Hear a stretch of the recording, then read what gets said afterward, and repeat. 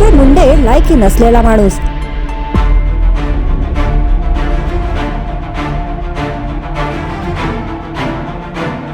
शरद पवारांनी असं का म्हटलं होतं? राष्ट्रवादी काँग्रेस अजित पवार पक्षाचे नेते आणि मंत्री धनंजय मुंडे यांनी त्यांच्या पदाचा राजीनामा दिला आहे. बीडमधल्या मस्साजोग गावाचे सरपंच संतोष देशमुख यांची डिसेंबर 2024 मध्ये क्रूर पद्धतीने हत्या करण्यात आली. या घटनेनंतर या प्रकरणात आरोपींना अटक झाली. शिवाय या कटाचा सूत्रधार वाल्मिक कराडलाही अटक झाली. वाल्मिक कराड हा धनंजय मुंडेंचा खास आहे. त्यामुळे सदर प्रकरणात धनंजय मुंडेंनी राजीनामा द्यावा अशी मागणी सातत्याने होत होती. मात्र धनंजय मुंडेंनी राजीनामा दिला नव्हता. अखेर 3 मार्चला संतोष देशमुख यांच्या हत्येचे फोटो व्हायरल झाले. त्यानंतर धनंजय मुंडे यांनी त्यांचा राजीनामा मुख्यमंत्री देवेंद्र फडणवीस यांच्याकडे दिला आहे. याबाबत प्रतिक्रिया उमटत आहेत. दरम्यान राष्ट्रवादी काँग्रेस पवार पक्षाचे नेते शरद पवार यांचं मे 2024 मधलं एक वक्तव्यही व्हायरल होत आहे. धनंजय मुंडे लायकी नसलेला माणूस आहे असं शरद पवार म्हणाले होते. नेमकं हे प्रकरण काय आहे?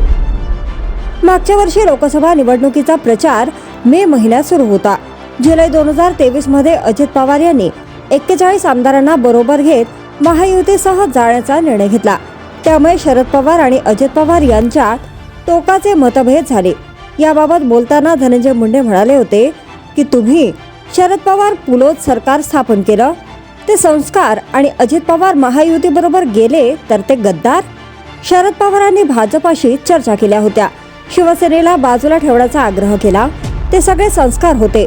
आम्ही निर्णय घेतला तर आम्ही गद्दार. ही निवडणूक भाऊबंदकीची नाही, देशाचा पंतप्रधान ठरवण्याची ही निवडणूक आहे. देशाचा पंतप्रधान मोदी होतील की इतर कोण हे ठरवण्याची ही निवडणूक आहे. याबाबत शरद पवार यांना विचारलं असता धनंजय मुंडे लायकी नसलेला माणूस असं त्यांनी म्हटलं होतं. शरद पवार यांनी नेमकं धनंजय मुंडेंबाबत काय म्हटलं होतं? धनंजय मुंडे म्हणजे लायकी नसलेला माणूस.